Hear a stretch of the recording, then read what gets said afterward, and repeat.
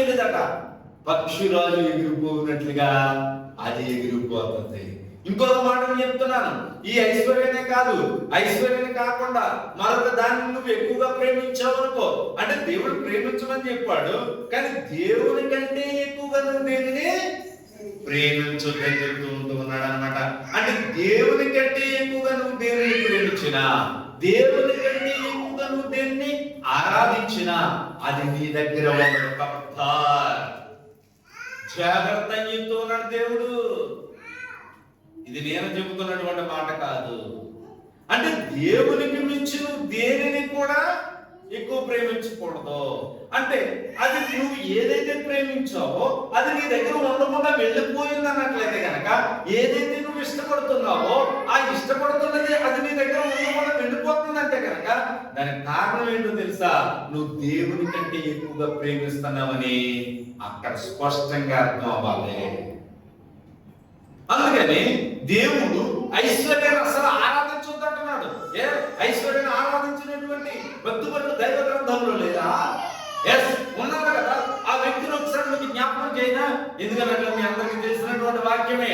దేవుని కంటే ఎక్కువగా ఆరాధన చేశాడు, మనుషుల కంటే ఎక్కువగా ఆరాధన చేసుకున్నాడు, తనను తానే ఎక్కువగా ఆరాధన చేసుకుని దేవుని యొక్క ఒక్కరితో పాత్రులైనటువంటి వ్యక్తిని జ్ఞాపకం చేయనా ఒకసారి మీ అందరికీ?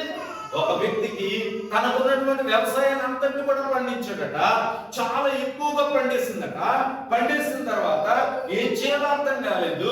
అప్పుడు ఆలోచన చేసి అతనికి ఉన్నటువంటి గొడవస్ కంటే మరిన్ని గొడవస్ కట్టించాడట. కట్టించి ఇప్పుడు అంటూ ఉన్నాడు, ఏమనో తెలుసా? ఇది నన్ను కావకనే,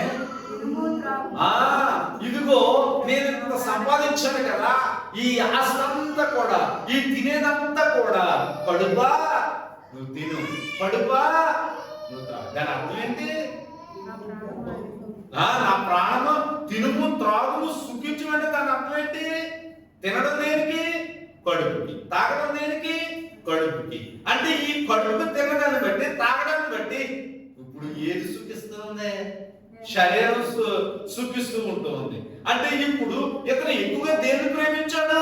దేవా, తండ్రి, సృష్టికర్త, ఇదిగో ఇంత నువ్వు ఇచ్చావు, దీనిని సరైనటువంటి రీతిలో ఖర్చు పెట్టగలిగేటువంటి, లేకపోతే పేదవారికి పంచగలిగేటువంటి అవకాశం నువ్వు నాకు ఇచ్చావు తండ్రి. ఈ పంట నీది, ఇది నీది అని చెప్పేసి ఒక్క మాట అనగలిగాడా? అనలేదు. కానీ అతని పొట్టను మాత్రం అతను ఏం చేశాడో తెలుసా? స్తుతించుకున్నాడు. అనగా అతని పొట్టను అతను ప్రేమించుకున్నాడు. ఎవరిని విడిచిపెట్టి? దేవుణ్ణి విడిచిపెట్టి. అందుకని ఇప్పుడు అతను అంత సంపాదించుకున్నప్పటికీ కూడా, అంత కష్టపడినప్పటికీ కూడా ఒక్కసారి ఏమైందో తెలుసా? ఆ సామెతల గ్రంథము 23వ అధ్యాయము 5వ వచనం చివరి లైన్ ప్రకారంగా పక్షిరాజు వలె ఆ ఆస్తంతా ఏమైపోయిందో తెలుసా?